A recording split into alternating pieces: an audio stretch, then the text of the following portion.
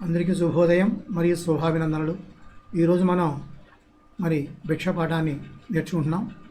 Already భిక్ష పాఠంలో కవి పరిచయం, అలాగే ఆ వ్యాసమునీంద్రుడు తిరిగినటువంటి కాశీ ప్రాంతానికి గురించి తెలుసుకున్నాం.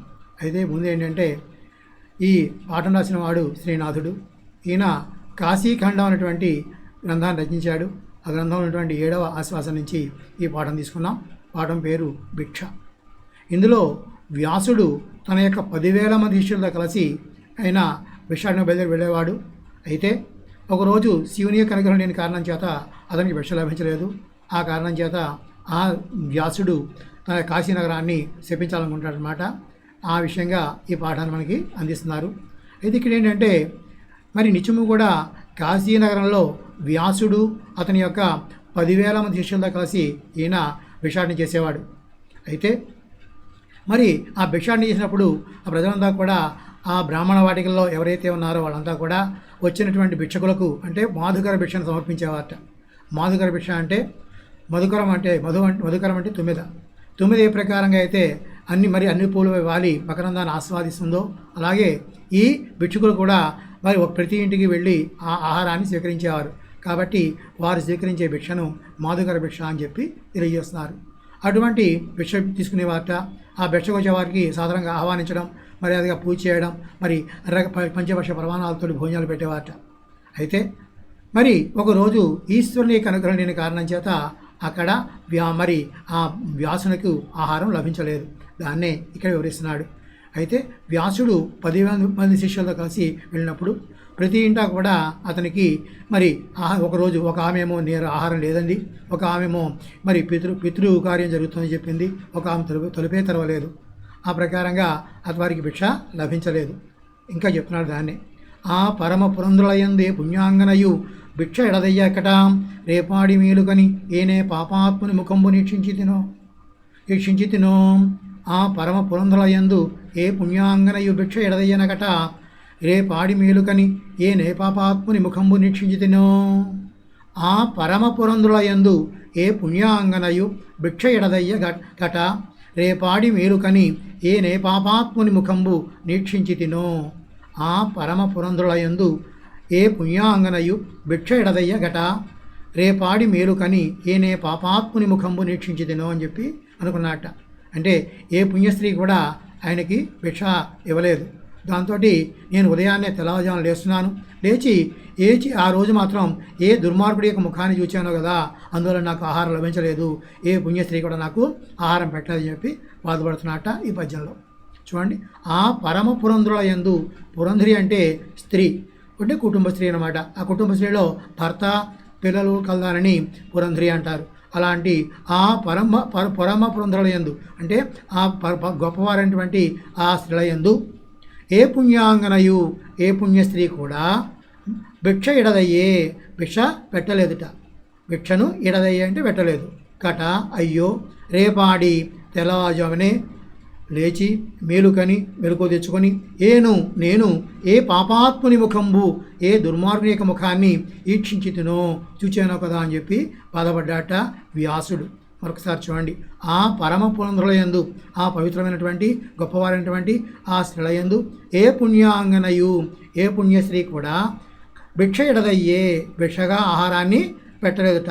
కట అయ్యో రేపాడి తెల్లవారుజామునే లేచి మేలుకని మెలకు తెచ్చుకొని నేను ఏ పాపాత్ముని ముఖంబు ఏ దుర్మార్గుని యొక్క ముఖాన్ని ఈక్షించినో చూచానో కదా అని చెప్పి అనుకుని ఇంకా అనుకుంటున్నాడు.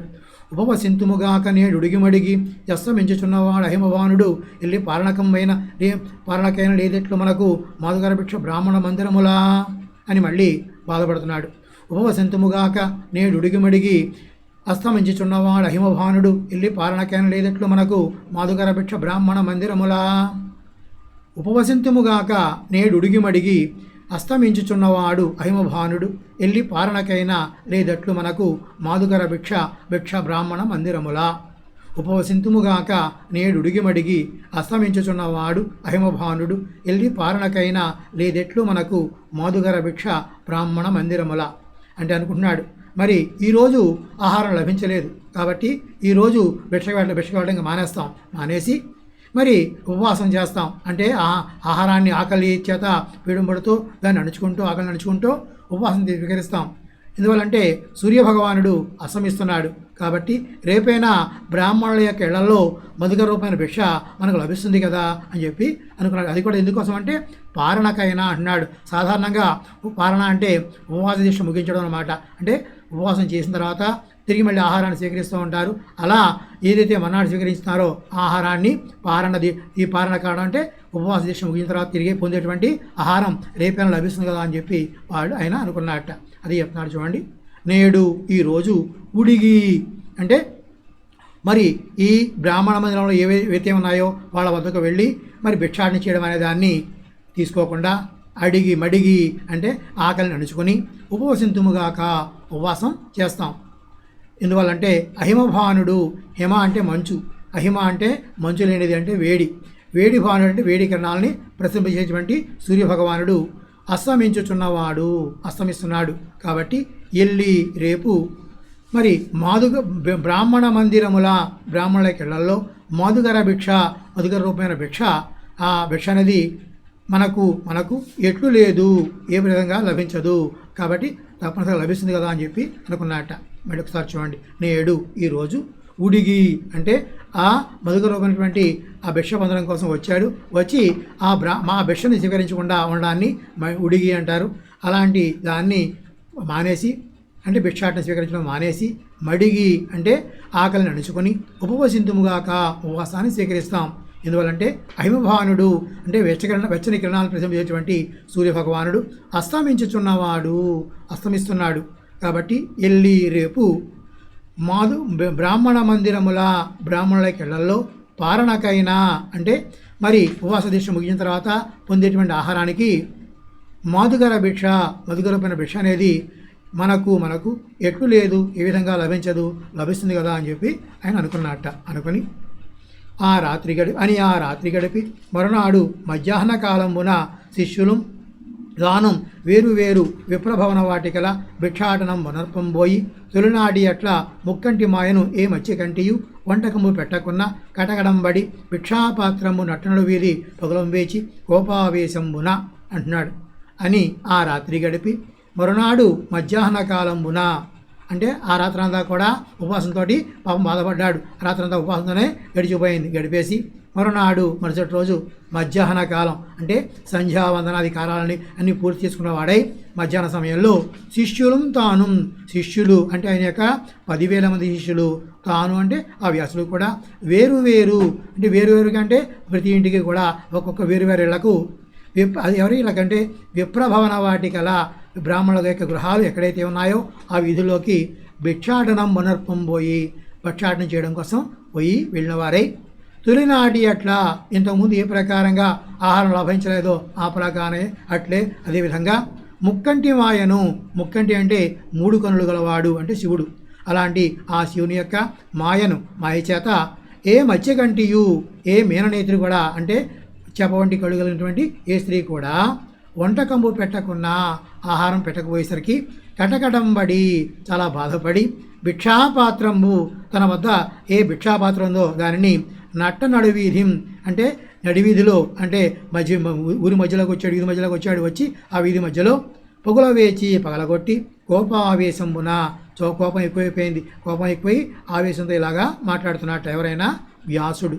ఒకసారి చూడండి అని ఆ ప్రకారంగా ఆ రాత్రి గడిపి ఉపవాసంతో గడిపేసి మరుసటి రోజు మధ్యాహ్న కాలంబున మధ్యాహ్న సమయంలో శిష్యులు తాను అతని యొక్క 10,000 మంది శిష్యులు తాను ఆ వ్యాసుడు కూడా వేరువేరుగా విప్రభవన వాటికల బ్రాహ్మణ గృహాలు ఏ వాటికల్లో అయితే ఉన్నాయో వాటిక అంటే వీధి ఏ వీధుల్లో అయితే ఉన్నాయో అలాంటి ఆ వీధుల్లోకి భిక్షాటనం వనర్పంబోయి భిక్షాటన చేయడం కోసం వెళ్ళిన వారై తొలినాటి అట్లా ఇంతకుముందు ఏ ప్రకారంగా అయితే ఆహారం లభించలేదో అదేవిధంగా ముక్కంటి మాయను ఈశ్వరుని యొక్క మాయ చేత ఏ మత్స్యకంటి అంటే మీననేత్రి అంటే చేప వంటి కళ్ళు గలది కాబట్టి ఎలాంటి చేప వంటి కళ్ళు గల ఏ స్త్రీ కూడా వంటకంబు పెట్టకున్నా ఉండినటువంటి ఆహారాన్ని పెట్టకపోయేసరికల్లా కటకడంబడి అంటే బాధపడి భిక్షాపాత్రంబు తన చేతిలో భిక్షాపాత్రను నట్ట నడివీధిలో పొగల వేచి పగలగొట్టి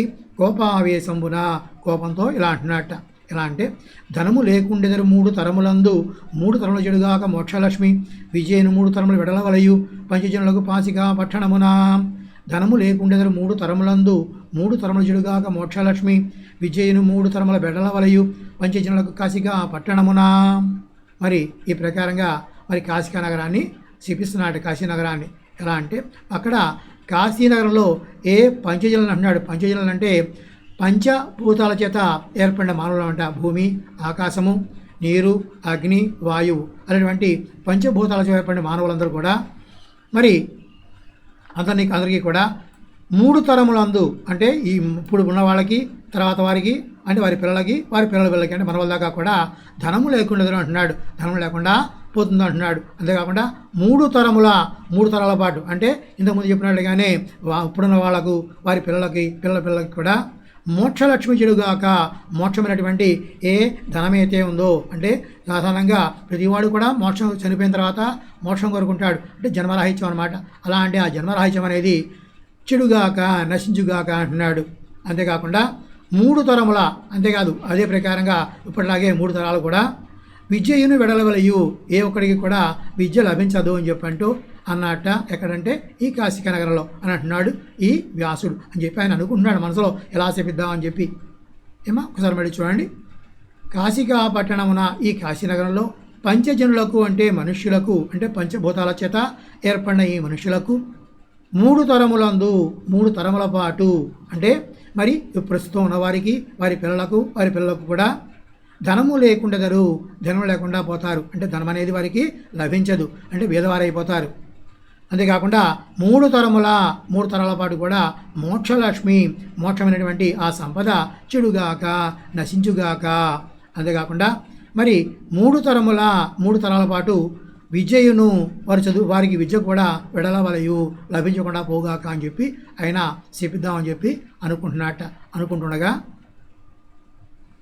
మరి ఏమైందో మన క్లాసు చూసుకుందాం. ప్రస్తుతం పడ్వాది సంధి చూడండి. పడ్వాది సంధి 2. పడ్వాదులు పరమైనప్పుడు కర్తృవాచి వివర్ణకానికి లోపపూర్ణ బిందువులు రావు. పడ్వాదులు పరమైనప్పుడు కర్తృవాచి వివర్ణకానికి లోపపూర్ణ బిందువులు రావు. ఇక్కడ కర్తృవాచి అంటున్నాడు అంటే కర్తను తెలియజేసేటువంటి పదాన్ని కర్తృవాచి అంటారు.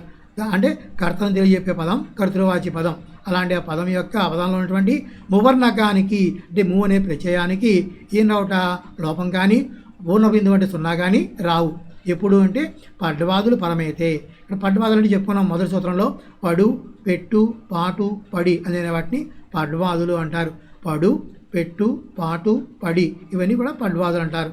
అలాంటి పరమైతే కర్తృవాచి అంటే కర్తం తెలిపే పదాన్ని కర్తృవాచి అంటారు. ఉదాహరణ గజము, అశ్వము ఉన్నాయి. ఇవి కర్తం తెలుపుతున్నాయి.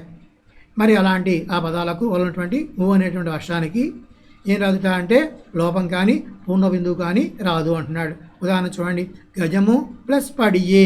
ఇక్కడ గజము అనేది కర్తృవాచి పదం. దానికి మరి ఈ కర్తం తెలిపే పదం కాబట్టి దానికి పడియేలో పడు పరంగా ఉంది కాబట్టి లోపం పూర్ణ బిందువు రావాలి యాక్చువల్గా అయితే. కానీ ఈ సూత్రం ప్రకారం మరి సూత్రం ము అనేది లోపించలేదు. ఆ కారణంగా లోపించకపోతే గజము పడియే అని చెప్పి ఏర్పడింది. 0 కూడా గజము 0 రాలేదు. 3 స్థానంలో మరి పూర్ణ బిందువు కూడా రాలేదు. ఆ కారణంగా గజము పడియే అంటే ప్లస్ తీసేసాం, గజము పడియే సేమ్ రాసామన్నమాట. అంటే ఇది సూత్రం గజము ప్లస్ పడియే గజము పడియే అంటే ప్లస్ మధ్యలో పెడితేయమంటే ప్లస్ పెట్టడం, కలపమంటే ప్లస్ తీసేయడం. తర్వాత అశ్వము పడియే ఇక్కడ అంతే, ము లోపించలేదు. ఆ కారణంగా అశ్వము పడియే అని చెప్పి ఉన్నాయి. ఇందులో సూత్రం ప్రకారం గజం పడియే అశ్వం పడియే రూపాలు రావు అంటున్నాడు. 0 కూడా రాదు. మరి అలాగే అశ్వం పడియే 0 కూడా రాదు. అంటే దేని స్థానంలో ము స్థానంలో అంటే మూకు లోపము రాదు, పూర్ణ బిందువు కూడా రాదు అని చెప్పాడు. మరొకసారి చూడండి. పడ్వాదులు అంటే పడు, పెట్టు, పాటు, పడి. ఇందులో కర్తృవాచి పదం అంటే కర్తం తెలిపే పదం. ఆ కర్తృవాచి పదాలు అంటే గజము, అశ్వము మొదలైనవి. అందులో పడ్వాదుల పరమైతే ఏం రావట మూల లోపము రాదు, పూర్ణ బిందువు అంటే 0 రాదు. లోపం రాకపోతే గజము పడియే 0 రాకపోతే 0 కూడా మరి అలాగే 0 కూడా రాలేదు. అందువల్ల 0 వస్తే గజం పడియే అవుతుంది. 0 రాదు కాబట్టి గజం పడియే రూపం కూడా ఏర్పడలేదు. అలాగే అశ్వము పడియే ఇక్కడ కూడా అంతే 0 రాలేదు. లోపం కూడా మూలానికి అష్టానికి లోపం కూడా రాలేదు. ఆ కారణంగా మరి 0 రాలేదు, లోపం రాలేదు. ఆ కారణంగా అశ్వము పడియే గజము పడి ఉండిపోయి, అలా గజం పడియే అశ్వం పడియే అనే రూపాలు కూడా రాలేదు. ఇక పర్యాయ పదాలు. ద్వాహ్కవాటంబు వీధి ద్వారము, ద్వారబంధము, ద్వారం తలుపు. ద్వాహ్కవాటంబు వీధి ద్వారము, ద్వారబంధము, ద్వారం తలుపు. రెండోది వనిత, స్త్రీ, ఇంతి, అతివ, మహిళ, నారి, అంగన, పురంధ్రి, పడతి. వనిత, స్త్రీ, ఇంతి, అతివ, మహిళ, నారి, అంగన, పురంధ్రి, పడతి. మూడోది పసిడి, బంగారము, కనకము, కాంచనము, హేమము, సువర్ణము, హిరణ్యము, పైడి. పసిడి, బంగారము, కనకము, కాంచనము, హేమము, సువర్ణము, హిరణ్యము, పైడి. ఇంకా 4 పారాశర్యుడు. పారాశర్యుడు అంటే వేదవ్యాసుడు, బాదరాయణుడు, కృష్ణద్వైపాయనుడు, సత్యవతేయుడు. ఆయన మార్పులు అన్నమాట. వారిని కూడా పర్యాయపదాలు అంటాం. పారాశర్యుడు అంటే వేదవ్యాసుడు, బాదరాయణుడు, కృష్ణద్వైపాయనుడు, సత్యవతేయుడు. తర్వాత ఆగ్రహము, కోపము, క్రోధము, రోషము, కినుక, అలుక. కోపము, క్రోధము, రోషము, కినుక, అలుక. ఇవి పర్యాయపదాలు. మరి ఈ జాగ్రత్త చూడండి. తెలియదంటే నాకు ఫోన్ చేయండి.